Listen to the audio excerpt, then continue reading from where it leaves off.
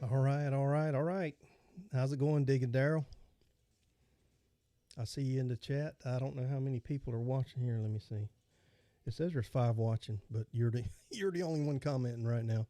Hey, if you got comments, be sure to leave them in the chat. And I want this to be interactive and for everyone. So let me check my volume. How's it going, Brian? How you doing? It's nice to see you here. I appreciate you stopping by. But we're going to get going here pretty soon. I did a video. I did a video recently where I put out a fines submission form. I don't know how many people saw that, but it's a very easy way for you to submit fines, so I can include them on the stream. And I think what I'm going to start doing is putting like one fine in my video too, just to highlight viewer fines. So I don't know. What do you guys think of that? I appreciate the people that are tuning in right now, and right now it's showing me that 11 people are. Hey, what's up, Brian? Let's see.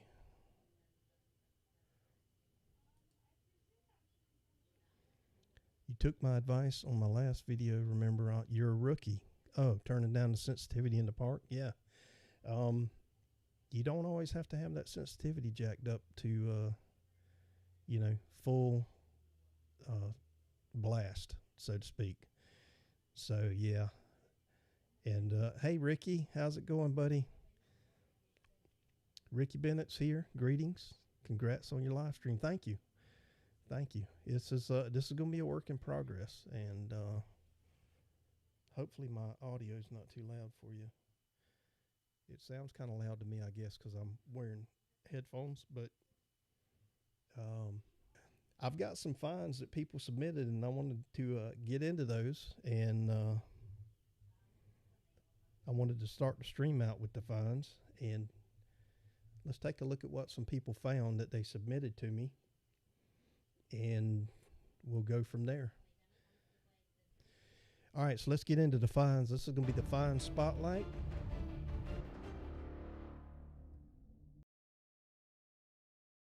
All right, so let's go to the first submission. Comes from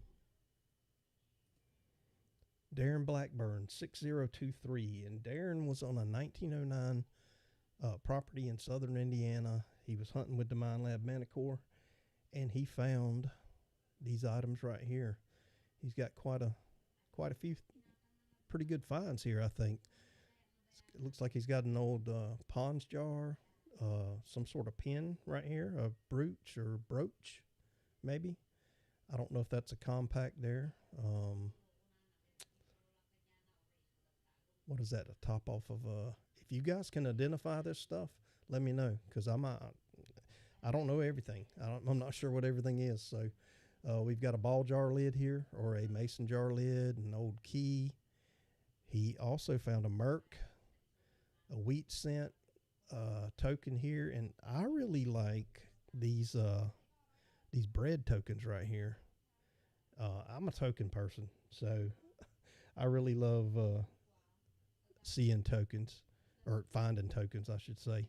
But these are bread tokens, and that's really cool finds, I think. I don't know. What do you think in the chat? Let me know. And of course, when it comes to aluminum, unfortunately, you see how that's corroded really bad right there. Because I actually dug, and not to get too far away from Darren's finds here, but this is a 1 mil Alabama tax token from the Alabama Tax Commission. And you can see how corroded that is right there. Aluminum it doesn't hold up in the ground, but I was able to get enough off of it to identify it. So that's pretty cool. Yeah, Darren's got some nice stuff here. I got some more pictures where he sent some zoomed in shots. Let's see what the dates were on his. So his wheat was a 1936, and mark was a 1937. So yeah, cool. Congratulations, Darren. Darren comments a lot on the videos, and he, for a while, he struggled there with X-Terra Pro. He was getting really frustrated, and I was trying to help him out. As we all know, whether you're new to the hobby, you know what it's like to struggle. And even if you've been in the hobby for a while, you can remember those early days, right, when it was a struggle. You know, metal detecting is a long game, and that's kind of what I wanted to talk about tonight, was just a lot of mindset stuff, you know, just about the mindset. And you know, what do you do to keep on keeping on, because it gets tough out there. It really does. This token right here I thought was really cool. This is a New York World's Fair token. Check that out. Now, he didn't send a picture of the other side of it, but that's a pretty cool token right there. And then here's another close-up of his pen. Looks like it's got some stones in it. Pretty cool, pretty cool. All right, let's go on to the next page. And these finds were sent by Dustin Kreider. And Dustin found these on a Union campsite. And he's got 36 caliber pistol balls here. He's got a Company K insignia. Really cool. It says he also, those were recent finds, and then in the same camp this year, he's found 3 buttons, 2 J hooks, 2 musket sling hooks, a piece of a captain's shoulder board and a tip of a bayonet scabbard, and bases of canister shot and an artillery shell and close to 100 bullets. And you'll see that right here in this next picture. He's got quite a spread right here. Man, I'd love to get on some ground like that. If you guys are in the chat, have you been on this type of ground before where you found a lot of stuff like this? Because yeah, it's that, you know, that's with metal detecting. Sometimes it's just about being on the right ground. If you want to really find cool stuff, history, and all that sort of thing, you got to be on the right ground. So that is really cool. Yeah. So that's Dustin's finds. And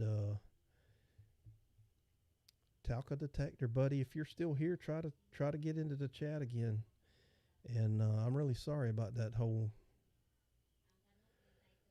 Nightbot thing. I'm gonna have to leave that thing off because I just don't know enough about it. But anyway, Talca Detector, he's from Chile. Luis found some really cool stuff here. He's got a vest buckle, a French vest buckle from the 1860s. Congratulations on that find, Luis. And a 1783 Spanish silver coin, 1 real, King Charles III of Spain, 1759 to 1779. Cool. Nice. That's a very nice find there, Luis. And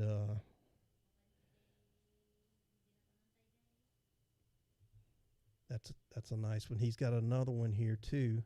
This one is just wow. 1750, founded in an old gold mine. It's a lead seal of the South Sea Company. And these seals date from 1711 to 1733. That is just unbelievable. You know, we don't get finds like that here in the U.S. Unfortunately, it's very rare, right?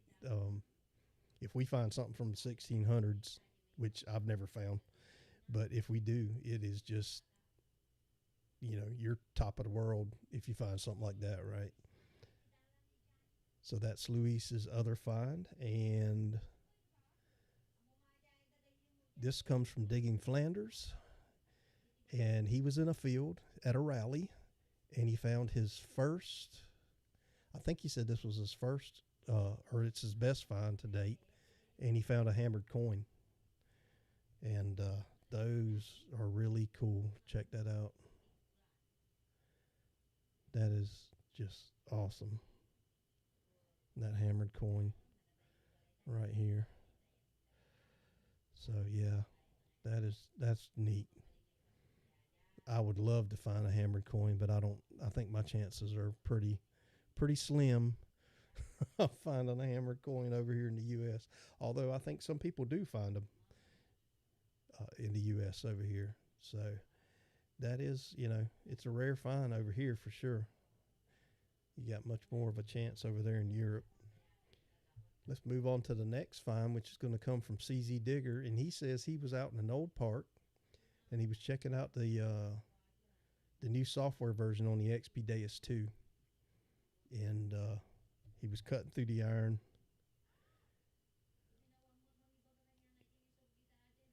And I think I'm lagging a little bit here. He's cutting through the iron.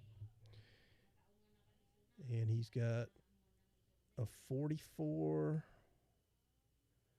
looks like a 1950, I think, a 61, and a 57 Weedy.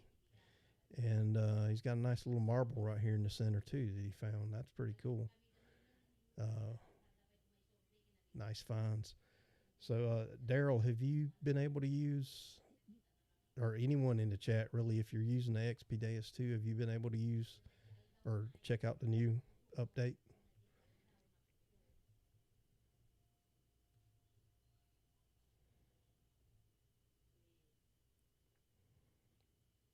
If you've been able to check out the new update, by all means, drop some comments in there and let people know how it's doing for you.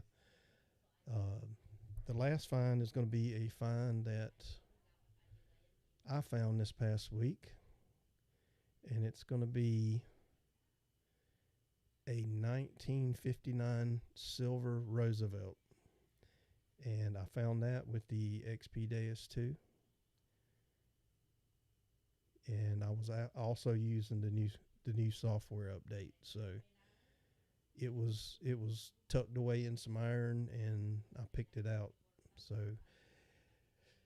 it worked pretty good for me. I was in general program and worked great. I don't have the HF2 coil yet, but it worked out really good on that hunt. So yeah, I found that.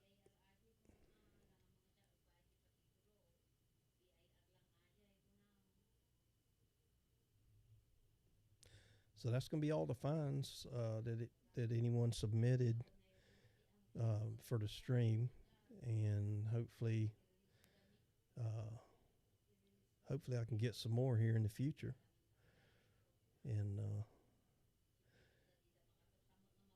that we can share. So Daryl says, I put the Deus 2 up and I'm making myself learn the mana core. I will get back out when the HF2 coil shows up at my door. Yep, I hear you. What's up, Talca? What's up, buddy? How's it going? I'm glad you're here, man. This doggone Nightbot thing is driving me crazy. But I disabled it, and hopefully it's gonna stay disabled for the stream. So welcome to the stream. And no, it's still going. That stupid thing's still going. All right, well, we're just gonna have to deal with it right now. Try to keep your comment or your emojis to a minimum there, Luis, because it thinks you're spamming. But yeah. So that's the finds for this week. That's no, he's not a scammer. He's very supportive of the channel. It's just he puts a lot of emojis in his comments. So this Nightbot thing thinks he's spamming. So no, he's not a scammer. As a matter of fact, he won the last giveaway that I did for the T-shirt. So he's a good guy. Doesn't speak English, I don't think, but I use a translator in the comments to check out what he's saying.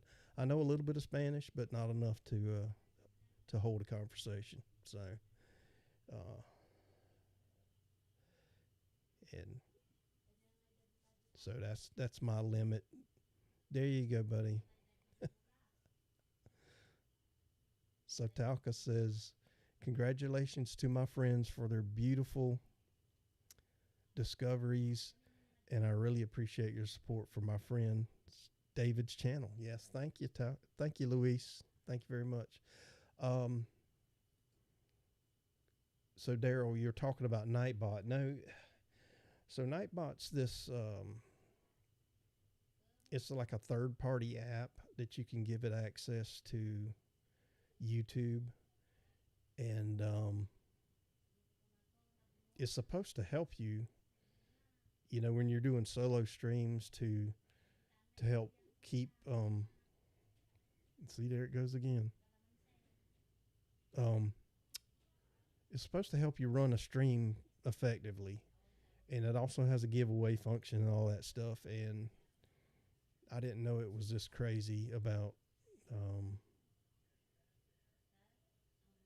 about the comments and stuff like that. So I apologize for that. I'm going to definitely make sure that is removed, because it's just driving me nuts.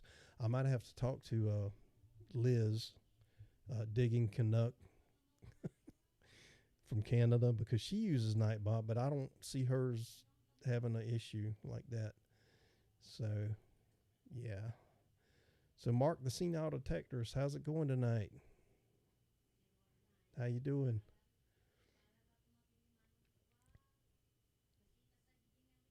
It's good to see you here.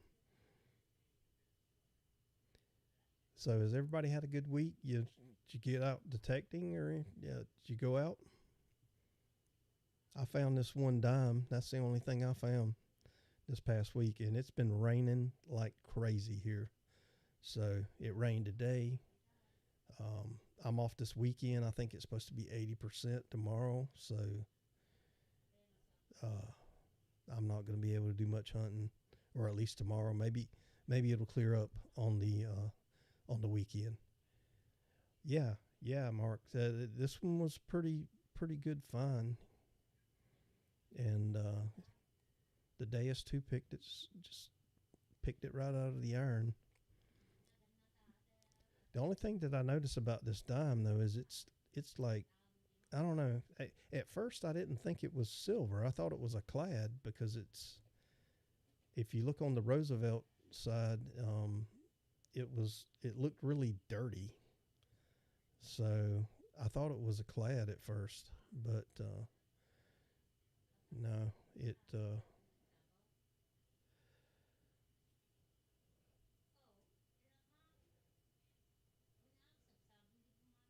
So you found a 1909 Barber Wednesday? Cool.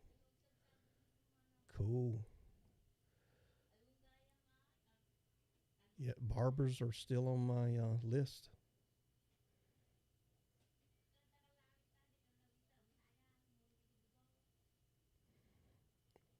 Yep. So yeah. So Brian, you still in here, Brian McGee?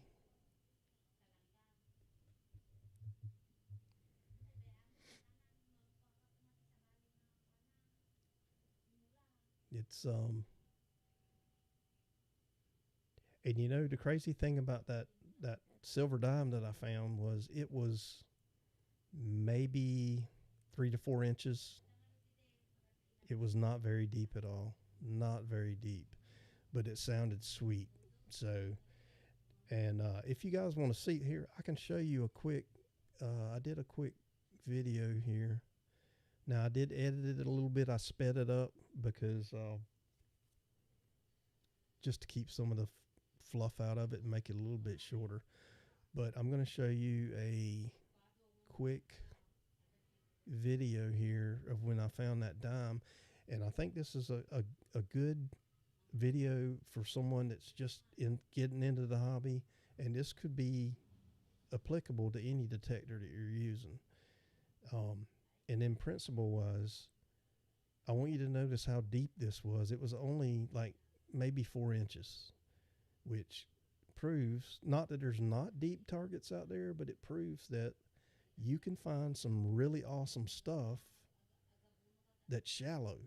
I found a British 1941, I think it was, George the Sixth coin here, and that target was only about 3 inches deep. So the good targets are not always, you know, super deep. So Digging Darrell says, I'm seeing and hearing great things about the new HF2 coil. There have been a few issues with the latest beta version, but nothing real serious so far. Yeah, I'm seeing a lot of good things about it too. It seems to be working pretty good. So we'll see what happens, right, when we get it. And I think it's just kind of, you know, it's on your ground, and you know, it you're gonna have to set it up for your area and see how it does for you. So Brian, you said you dropped the sensitivity on your detector. What kind of detector are you using?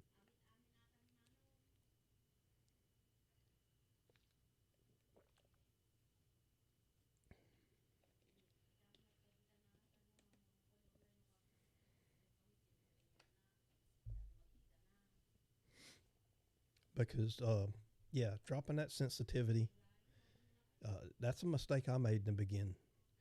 I jacked the sensitivity up as far as it would go for every hunt, and it was, you know, there was a lot of, you know, the targets that are near the surface, all that stuff was just blowing my ears out pretty much, and it was just giving me overload.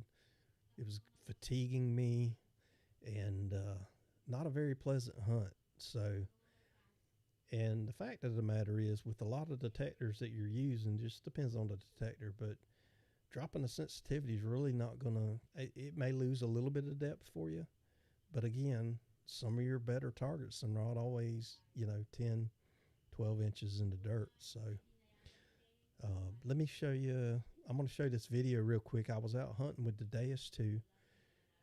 I had the new update installed. I was using general program. I was hunting at a -1 silencer.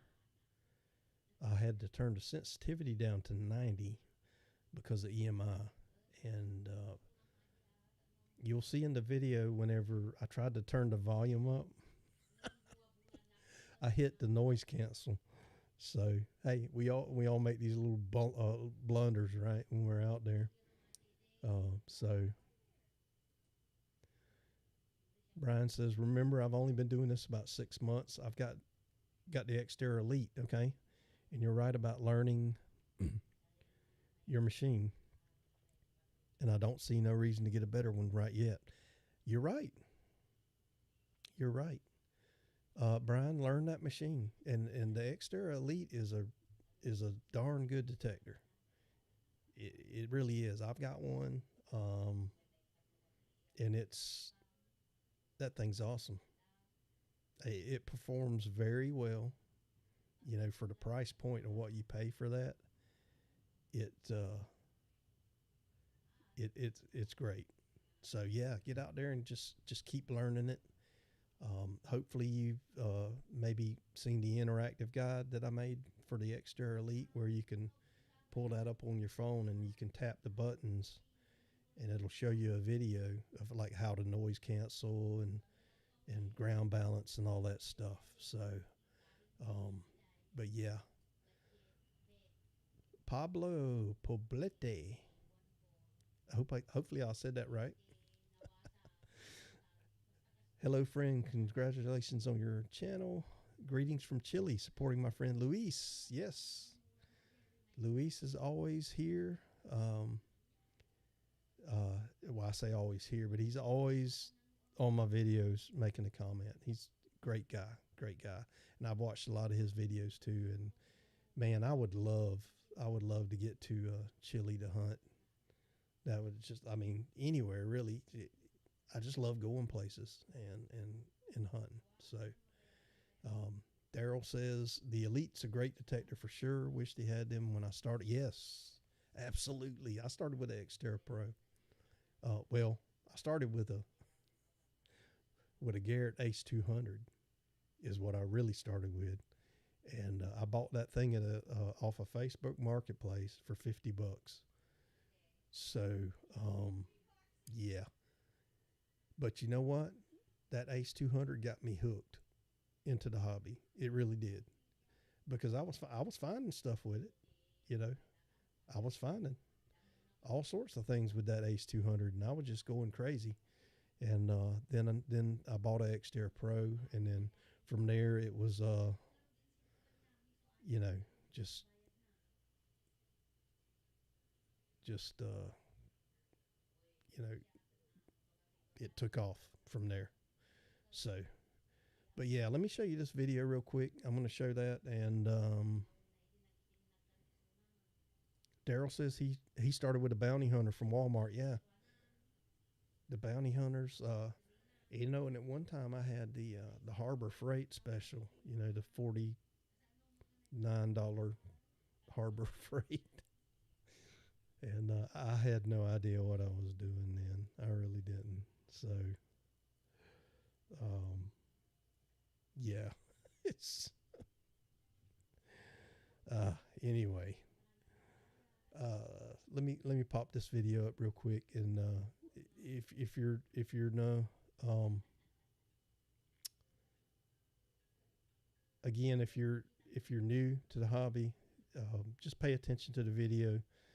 The one thing is the depth of the target, very shallow. I mean, it's silver dime, but also pay attention to when I was swinging over the iron. Just listen, and you'll hear that sweet tone pop out of that iron. So let me pop that up here. All right, so I'm hopeful for this one. But you hear all this iron, right? Let me make sure this thing's turned up. Oops. I just... go ahead and do your thing. All right, so... hopefully you can hear the sound out of the speaker. But you hear that?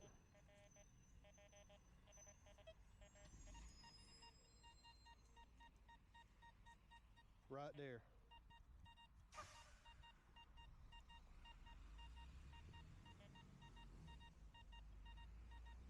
Woo, 91, 92.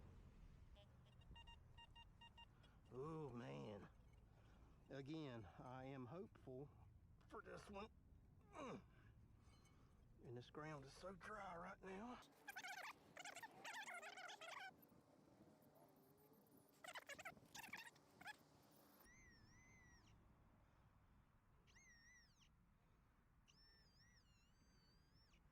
And we do have a Saddam.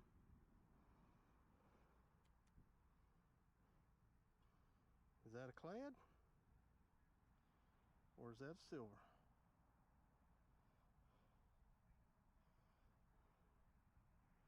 The edge of that looks silver, y'all.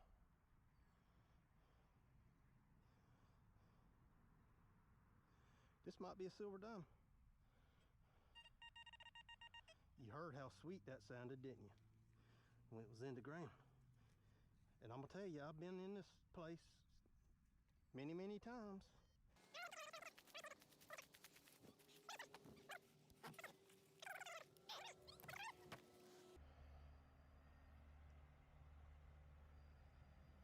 Thanks. All right, let's see. The edge of it looked like a silver to me. Let's see. I know they say don't rub it, but I gotta rub it a little bit. Yep, 1959, I do believe. All right, let's see. Let me get my phone. But it is a Roosevelt. And pull out the camera because that is the, yep, 1959. It's a silver. Woohoo! Yes, silver dime.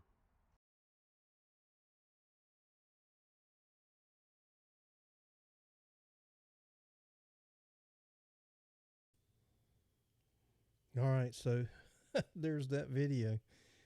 Just a couple of things to point out real quick. Again, I wanted to point out the depth. If you watch that, it was only maybe 3 or 4 inches down, very shallow.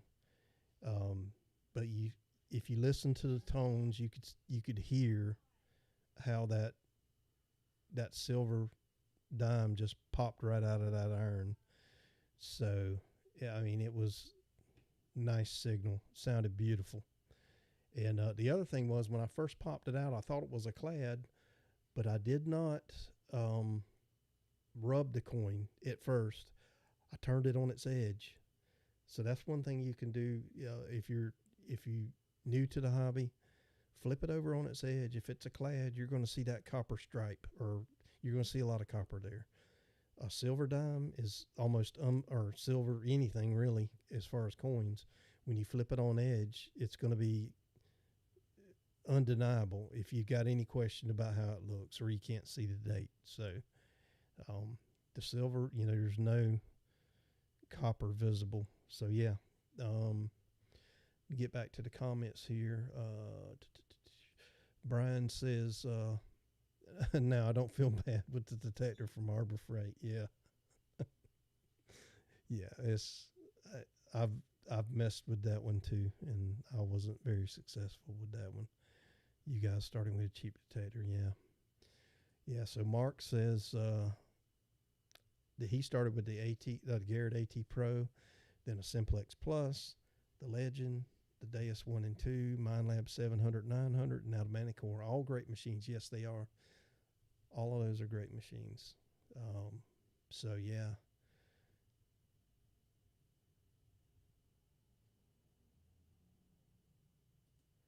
And Luis says, congratulations, my friends. Yes. A lot of good finds. And Luis uses a Simplex detector. And he's finding all kinds of stuff there in Chile with his Simplex. So, but yeah, we all get into, I just want to kind of move into the mindset thing of detecting. And, a lot of people give up on the hobby when they first start because they just don't stay with it, I guess, for lack of better words. And it's hard to stay with it when you're out there and just digging trash time after time after time. It's a tough hobby to stay with. So, but I promise you,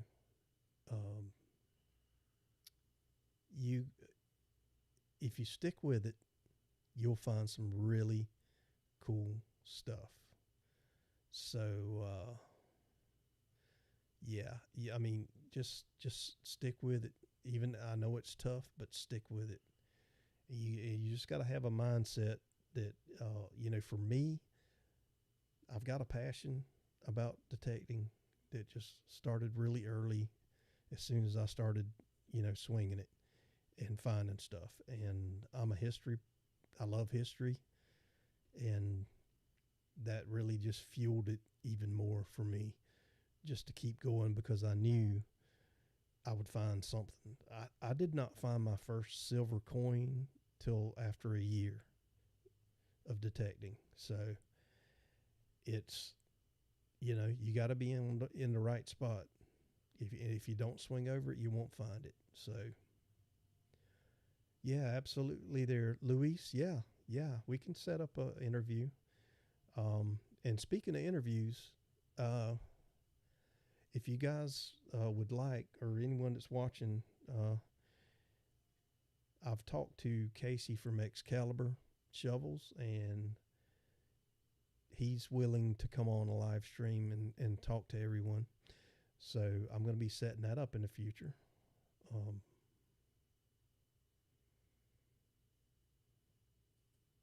Let me,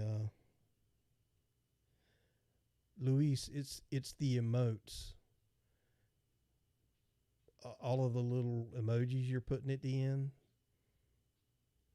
That's what it is. Yeah, hopefully next time Nightbot won't be in here. I've already turned it off, and I'm not sure why it's still there. So, anyway, it's off. But yeah, Luis, if you make another comment, try not to include all of the emojis at the end, and it should be okay, because it thinks you're spamming for whatever reason. So yeah.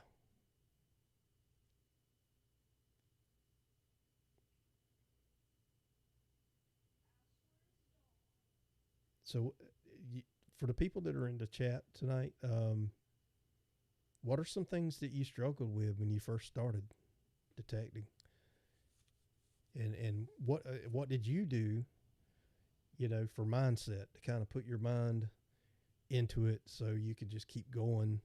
And, was it just straight up passion for the hobby? Were you into the history, or just was it the thrill of finding things? What kept you going? I guess that's what I'm getting at. But,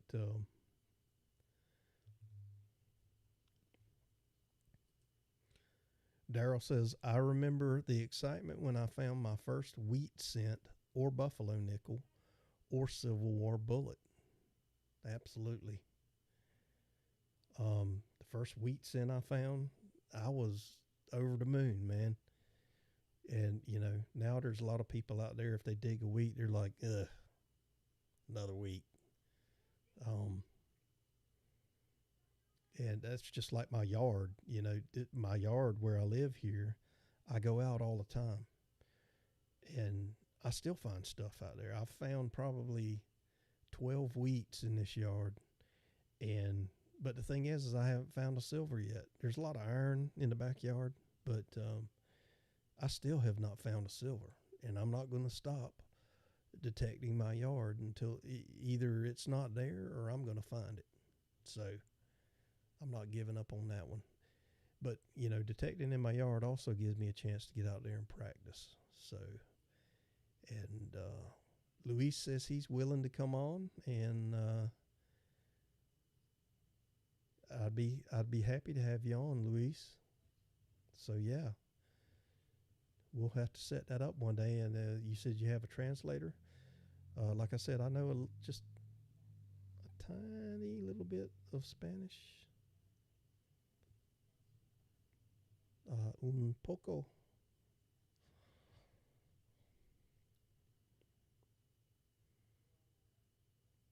Yep. So just a little bit.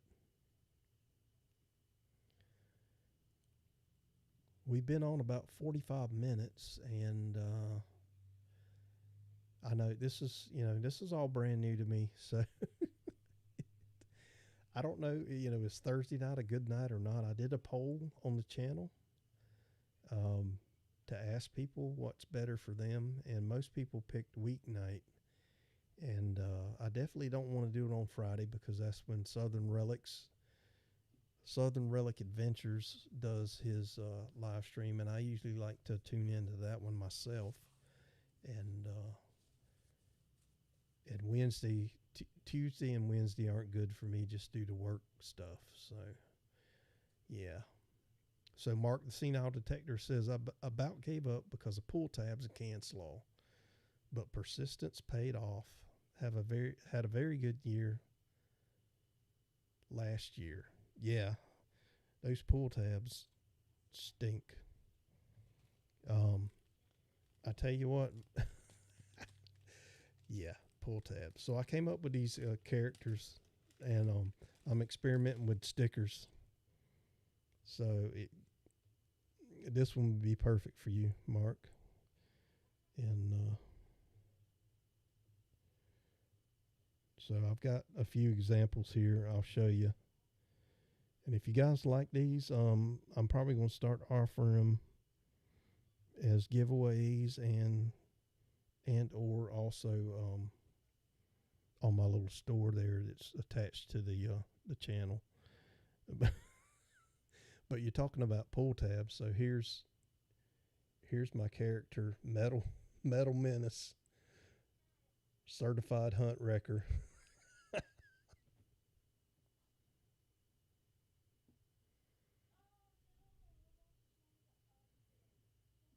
I got kicked, I think. Yeah, my internet booted me.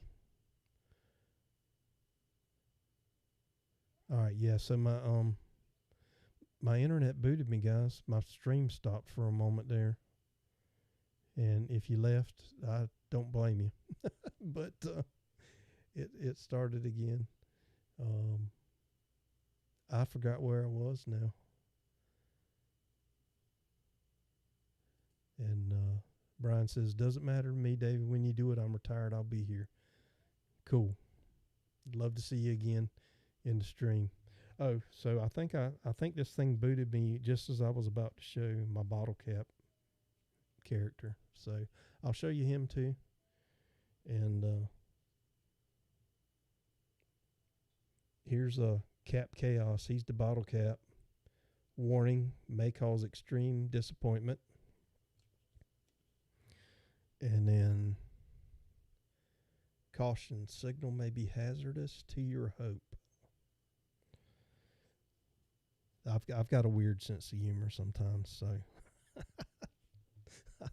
I like to come up with little snarky stuff like that. But anyway, those are the stickers. So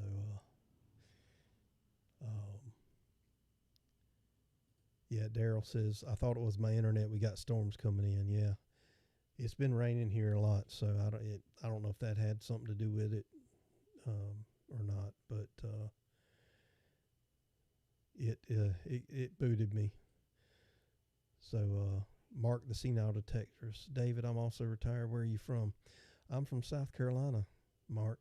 How about you? As a matter of fact, I'm only maybe an hour away from Brian, Southern Relic Adventures. Matter of fact, I grew up, the town I grew up in was only about 12 miles from where he's at, but I don't live there anymore. But yeah, I'm in South Carolina. So thanks for the comment there. I'm glad you like them, man. They're pretty cool. Yep. Thanks, Chippo. Yep. I'm going to be offering those giveaways and stuff like that. So Mark's from Southern Indiana. Awesome. What's the history like up there in Southern Indiana as far as hunting and everything, metal detecting? What kind of stuff you finding up there?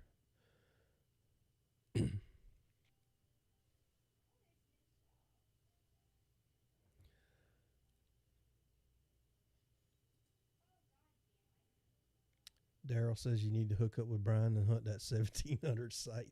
Man, yeah, I would love to. I would love to hook up with Brian and he could take me wherever he wants to. If he don't want to go to that one, he can go to whichever site he wants to go to. I'd love to do a hunt with Brian and Michael. I'm not that far away, so if he would ever invite me, I would be honored. I'd be thrilled to go hunt with him. So yeah, I'd love that. Yep. Brian says, I love the stickers. Put them in your store. Yeah, I'm working on that right now. I'm trying to figure out how I'm going to do that, Brian. But all of these stickers right here they're 2-inch stickers. Well, and I was thinking about doing something with some 3-inch because I don't know what people prefer, and I'm trying a lot of different stuff with the stickers, but I've got a lot of good designs on my mind, and or in my mind. Actually, I've already designed a lot of stuff that I'm putting on the t-shirts and the stickers and all that sort of thing. But you know, I don't know what people like, and hey, I'm not you know, all of this is coming out of pocket. So, but that's a 3-inch sticker that I did there, so you can see the difference between a 3-inch and a 2-inch. So, a little bit of difference, but you know, I kind of like the 2-inch because it's not too big. You can put it on smaller stuff. Chippo, I'm with you. Would like the opportunity to. Where are you from, Chippo? Are you close to us? And Mark says we find Civil War items and a lot of clad. Yeah, I'm with you there. The clad, man. Oh, it's unreal. But I take all my clad and I cash it in and throw it back into the hobby, you know. You find enough of clad, you can buy, you know, buy yourself a new pinpointer, or heck, if you find enough, buy yourself a new detector if you're getting that much clad. But, you know, for me, I dig a lot of clad, but I cash it in as soon as my little can gets full. So Mark says he's found over 800 last year. That's great.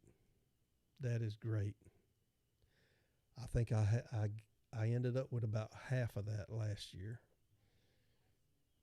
About $400 probably, somewhere in that range.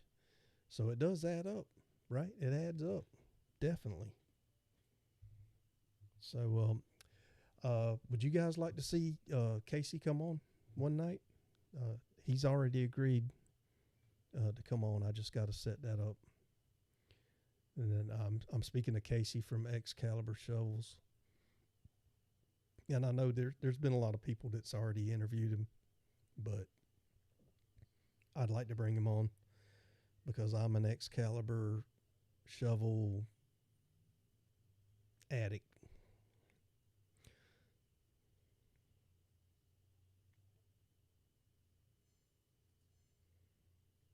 Three-inch for the back window. Yeah, okay, Brian. I'll keep that in mind. It's just I don't want to do too many. Like it doesn't make any sense for me to buy like 50 or 100 stickers if nobody wants that design. So it's kind of a, I don't know, it's kind of a hit and miss. You know, I figured the you know, these characters would do pretty well. So I took a chance with that. And oh, also, if you guys know any of the ladies out there that like to detect, I've got Digger Mom. So hopefully they're a mom if they want the sticker right. But yeah.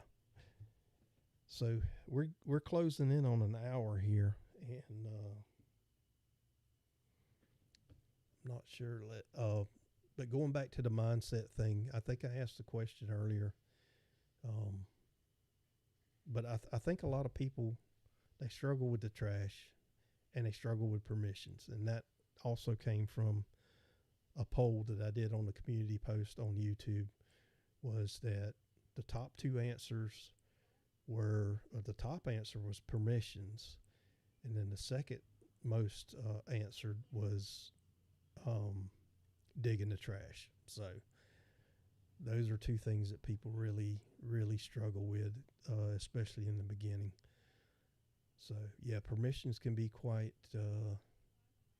tough, you know, depending on where you're at. And so I could tell you one way that I did permissions, and that I'm not a door knocking person. I'm not good at going out. I mean, I can talk to people very easily. I'm pretty personable, and I talk. I don't have it. I'm not shy, but to go and knock on someone's door is just kind of not my thing. And the permissions that I've gotten have been through work and friends and all that sort of thing. So Mark says, I'll never beat ever again. Heck yeah, bring Casey on. Yep, I'll bring him on. Absolutely. Absolutely. Luis says, my friend Pablo Poblete is a coin collector and has more than 1,800 coins. Wow. That is awesome. Luis, leave your emotes off the end of your comments.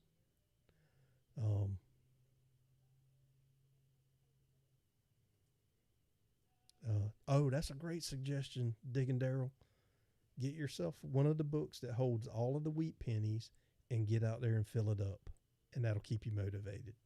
That's an awesome tip for staying motivated, Daryl. I like that. I like that. Definitely.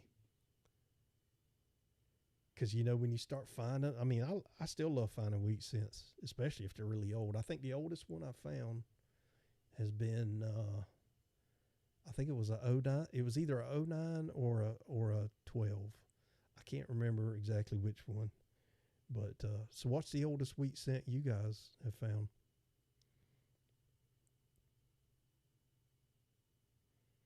I know there's a lot of old ones out there that people dig up. You know, sometimes when I dig them, they're in decent shape. Sometimes they're just not in good shape at all. But, you know, that just depends on the dirt.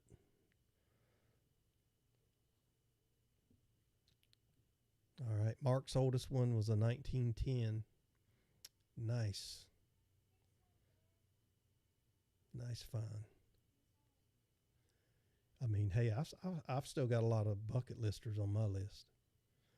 I've never found a standing or a seated anything. So those are still on my bucket list.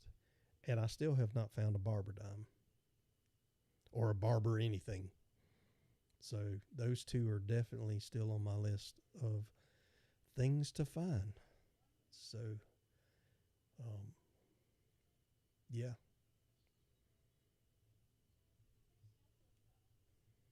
But we're closing in. Looks like there's about 11 people still hanging. And I don't know. I love, the thing I love about doing a live stream is the community aspect of it. And that's what I really love about it. You know, I like to try to pick out something to talk about. Like, you know, I wanted to talk about a little bit about mindset tonight, and, you know, what's your passion, what keeps you going, you know, what frustrates you, and that sort of thing. But I love it, you know, when I see people in the chat, even if you're talking to each other, because we can all learn from each other. Definitely, we can all learn.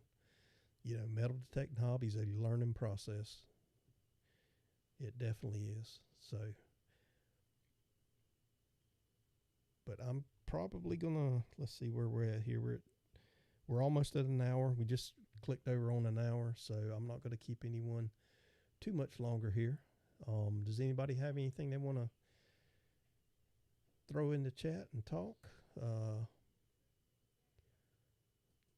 Luis, what you got there? If you like, Pablo could be in the interview to talk about dousing in his coin collection show. Okay, cool. We can work on that, Luis. Absolutely. Mark, I found a Civil War token from 1863 last week. I've had it soaking in olive oil for a week. All right. Token. What kind of token, Mark? It's, man, I love tokens. I love tokens. Hey, Anna's here. Metal Detective Mermaid. How are you? How's it going, Anna? It's good to see you in the chat. Thanks for popping in. Thanks for popping in. And if you guys have not seen her channel, go to Metal Detecting Mermaid. Look it up. She lives in Mexico and does beach hunts a lot of beach hunts, and she's also been to some kind of up in the mountains kind of places and stuff like that too. But she, man, yeah, go to her channel and check her out. She's great. She really is. All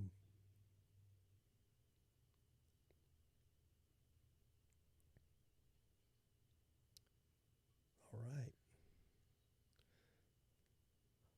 Yeah. See, Anna, she knows a little bit of Spanish because she lives in Mexico down there. She's kind of chatting with Talca. Luis, my friend. Yes, sir. Going to try to have Luis on at some point too. And it's unfortunate that Nightbot thing is just being so cruddy tonight. But hey, there's a video that I recently posted that gives you a chance to win a sticker pack. And I did it I did it as a test for to see if anybody watches to the end. And so far no one has commented the hashtag. So that just shows me right there they haven't they've commented, but they haven't watched it to the end. So, but let me I'll show you which video that is.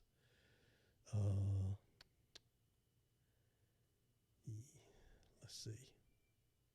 Let me grab that one. I just posted it this week on Wednesday. So, let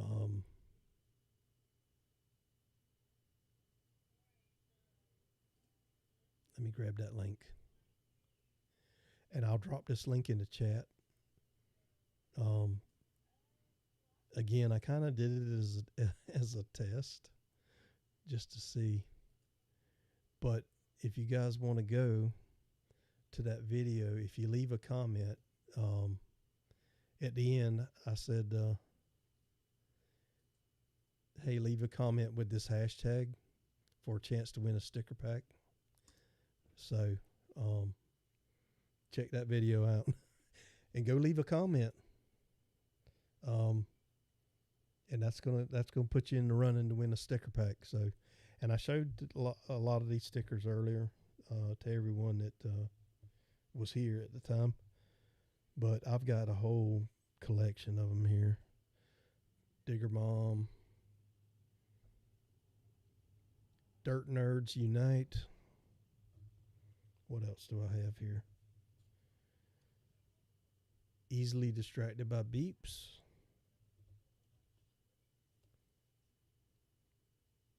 I don't need therapy. I just need to go metal detecting, which is, if you can see my little sign back there, that's me in a nutshell. I'm telling you, metal detecting has been great for me.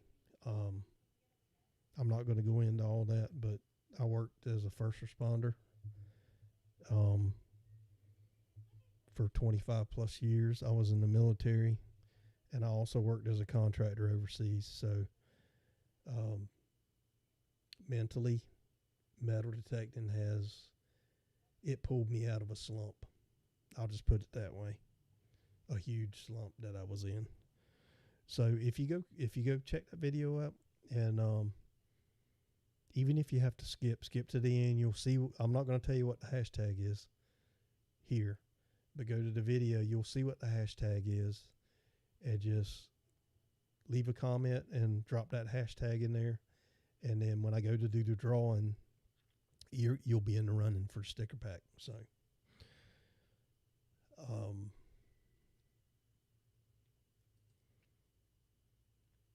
thank you, Chip. Thanks. But I'll tell you what, even aside from the military, and I think a lot of people don't really realize this too, but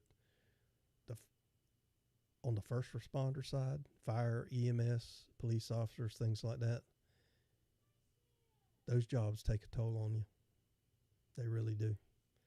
And I was EMS. So, fire also. I fire and EMS. I bounced around. and the last place I worked was totally ambulance EMS service. So, but yeah, that'll after 25 plus years of that, I say 25 plus years. It's when I first started, it was 25 plus years ago, and so yeah, I did all the other stuff in between. As I got into that after the military, but anyway, but yeah. So, does anyone have any suggestions for time slots for lives? Like I said, Tuesday and Wednesday are not good days for me, and I don't really want to do it on Friday because there's other streams I like to watch, but I'm open for most any other day. So, Monday, Thursday, even Saturday or Sunday. But I know weekends, that might be time you want to spend with your family or even go out on a metal detecting hunt. So last thing you want to do is sit there and watch me blab on about stuff. So, but yeah.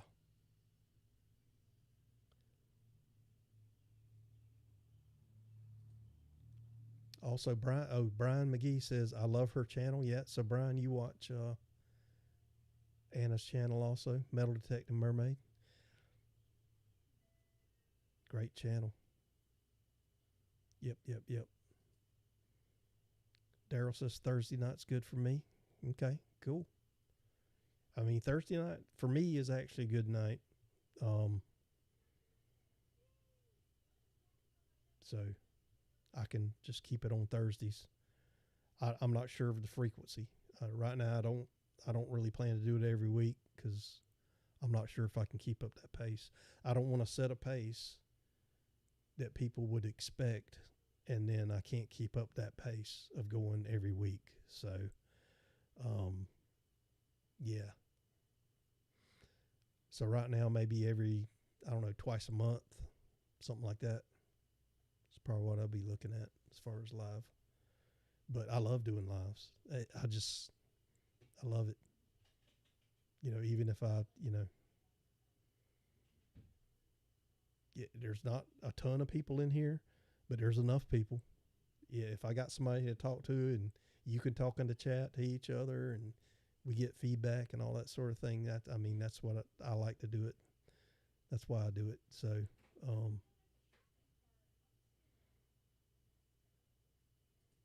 yeah. So, Anna says, any day late afternoon or early evening is fine except for Tuesday. Yeah, Tuesday's not good for me.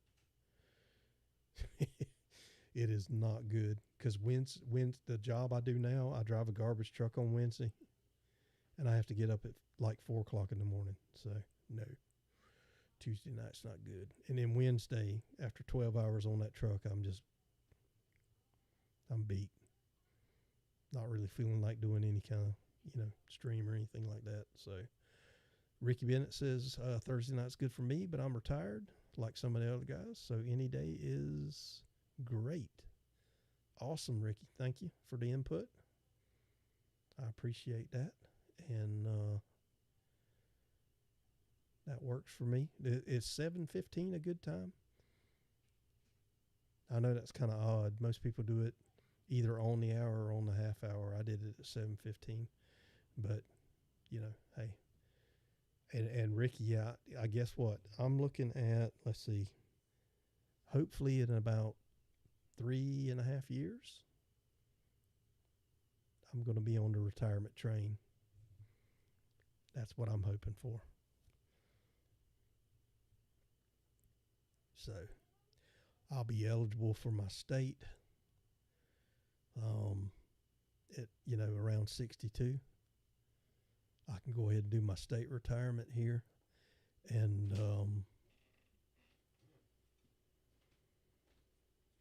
then there's Social Security. So start drawing that early, but that's something I got to research whether or not I'm going to draw that early. But anyway, Metal Detective Mermaid says, what time zone are you in? What is 7:15? I'm Eastern Standard Time, U.S. So right now for me it's 8:26 p.m. So EST, Eastern. And yeah, so I started tonight at 7:15, but I could start pretty much any time. So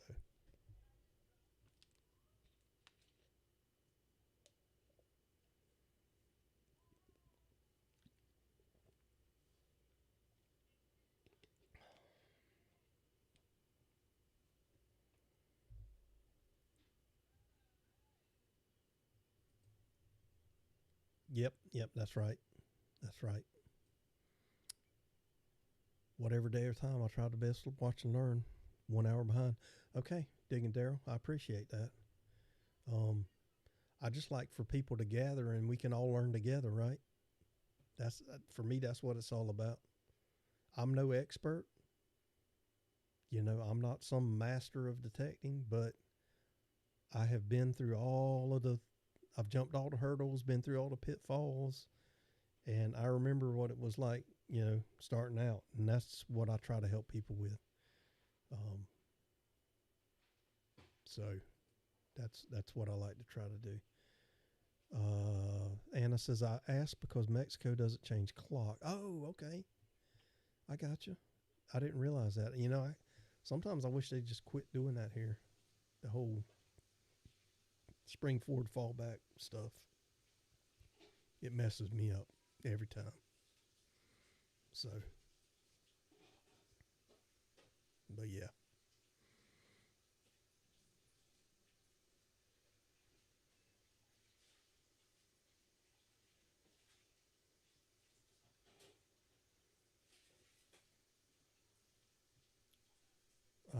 Anna says, you have a wonderful way of presenting information and tips without being condescending. It's a great skill that makes you very enjoyable to watch. I appreciate that, Anna. I really do.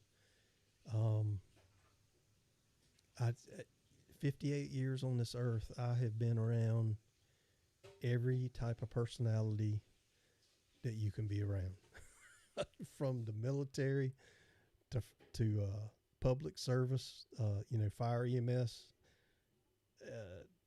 I've been around every type of person, and you learn. I was a fire instructor for a while, teaching firefighters, and same thing in the military. I taught. So if you could teach those knuckleheads anything, it's yeah. And as far as being condescending, let me just okay. I gotta vent a little bit, I guess, and that's Facebook groups. And I'm a member of a few of them. And when I first became members of a lot of them, I would post in there every now and then and all. And I didn't get any flack or anything like that, or what I would call flack. But so many times I would see people asking questions, you know, simple questions, and they were getting raked over the coals by people. Just as you said, condescending remarks, very rude. You know, the last thing you want to do is go in a Facebook group and ask a question you want the answer to, and then somebody just types in, just Google it. I mean, come on. So I'm going to vent a little bit about that. I think it's ridiculous that people treat other people that way, because I don't care if you've been doing this 30 years. You were in the same position when you first started. So you don't get so bent out of shape for someone asking a simple question. It's just ridiculous. But anyway, I'll stop with that right now, because I really. Buenas noches, Luis. Good night, my friend. Chippo, I agree. I've enjoyed your videos. Model my electrolysis bucket from your video works fantastic. Yes, Chip. Oh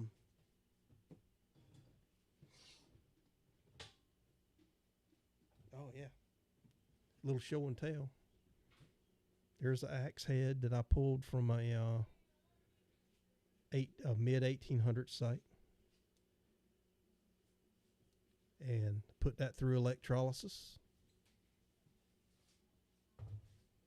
Got it, got it looking good. And here's a railroad spike that I did electrolysis on.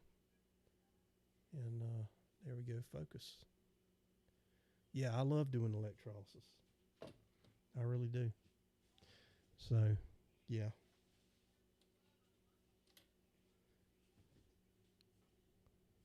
Yeah, it does look totally different, doesn't it? You should have saw it when it came out of the ground. It looked atrocious.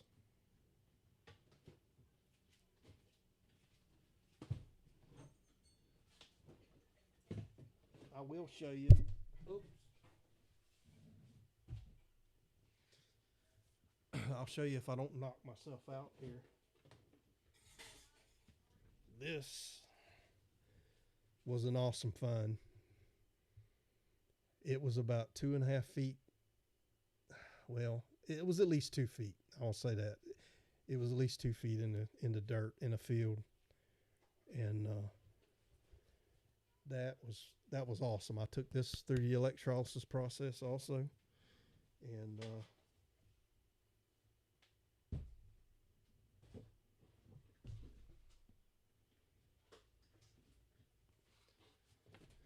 but yeah. Sorry, I wasn't really prepared to show all that stuff, but I wanted to anyway. Yeah, the electrolysis, man, it's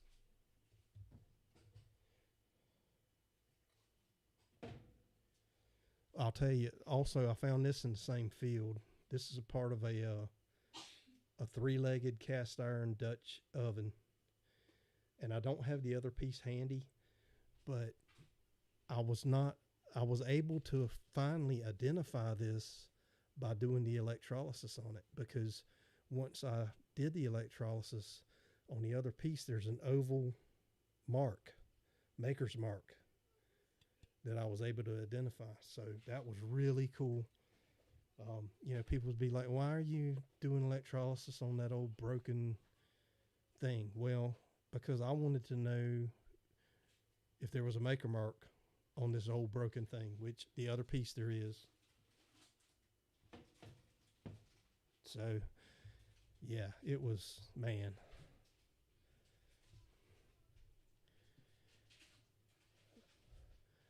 Oh, yeah. I know, Brian. Yeah, it did. Actually, it weighed 16 pounds, so I'm not even sure it's a cannonball, to be honest with you. But I found it in a field with where I found a musket rifle part, several flat buttons, and Civil War buttons. So I assumed it was a cannonball when I dug it, but I have not been able to 100% identify it as a cannonball. How's it going, Brun Free? How are you? It's nice to see you here. Glad to see you in the chat. You've never tried electrolysis. It's cool. It really is. To be able to take something that's rusty and crusty and just in terrible shape and bring it back to something really nice. Well, as nice as you can make it, right? It's really neat to do that. So,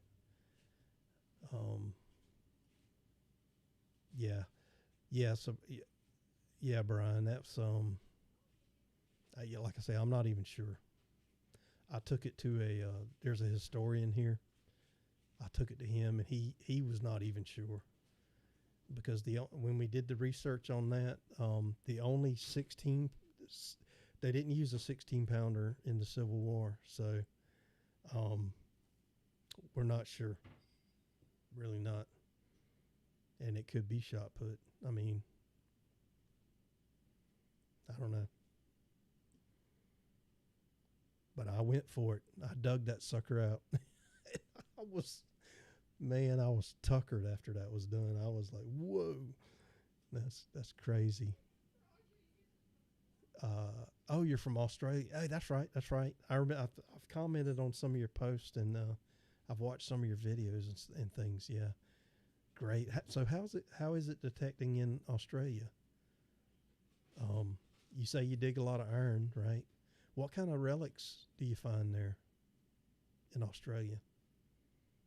You know, a lot of us know that in the UK and Scotland, over in Europe, they find a lot of, you know, very, very old medieval stuff, the hammered coins, all that stuff that we just don't see here. But I'm just curious, you know, what kind of relics do you find there? Because I think every place, you know, has different things to find. In the grand scheme of things, the United States is, or North America, I should say, and the U.S. is pretty young compared to the rest of the world as far as history goes. So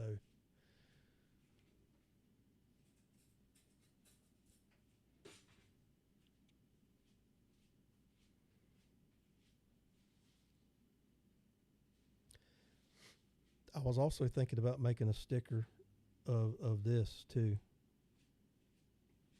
Not every beep is trash, just most of them. So, which, yeah, I think that's pretty much the case, right? You dig 1,000 pull tabs before you get a nickel. So,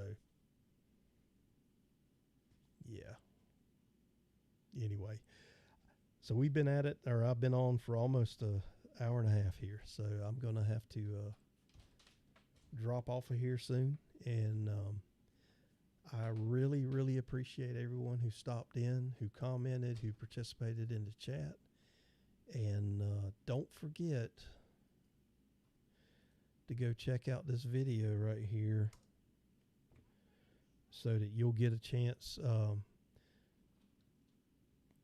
Put that hashtag in at the end of your comment, and that'll put you in the running for a sticker pack. So go comment on that video. All right, Anna's out of here. Enjoyed it. Have a great night. You too, Anna. I appreciate you stopping in. And let's go back to, okay, so you find relics mostly from England. Okay. They were your early settlers, excuse me, buckles, Britannia coins, old tools, irons, clock parts, pots, glass, crockery, bullets, etc. All history stuff. That's awesome. That is awesome. And see, I didn't realize. I mean, I like history, but I don't know a lot about the history, you know, everywhere. So, but I didn't realize that the early settlers in Australia were from England. Frankfurt Arsenal had a 5-inch cannonball that weighed 16 pounds. Huh. That's interesting. I'm going to have to look that one up, Digging Daryl. Check that out. Frankfurt Arsenal. Yeah, I have to check that out. Australia is only about 237 years old, settled in 1788. Okay. All right. Cool. Good deal. All right. Before I go, looks like Chip's out of here too. But before I go, I want to show this QR code again. I'd really like to include viewer finds on my streams and also in some of my videos. So if you'll scan this QR code, it takes you to a Google form where you can fill out a little bit of information there. Your email's not required, but if I had a question, I might want to email you about it. So you don't have to put it in, but if you want to, put your email in there, and then just answer the questions. It'll allow you to upload 4 photos and 1 video. And if you got more than that, you can just submit and go back and do the form again. But yeah, there's several people, or I say several, there was about 4 people that used it after I put the video out. And they submitted finds, and I highlighted those at the beginning of the stream. And it worked out really good. So all the pictures were there. They gave me a little backstory of, you know, what the find was, where they found it, what detector. And, you know, as far as where you found it, you don't have to get specific. I just want to know, was it a field, beach, you know, that sort of thing. So be sure and check that out, the find submission form, if you want to submit a find. And I think with that, I'm going to check out of here and be done. And I appreciate everyone who stopped in. And I hope to see you on the next stream that I do. Thanks, everyone, and good night.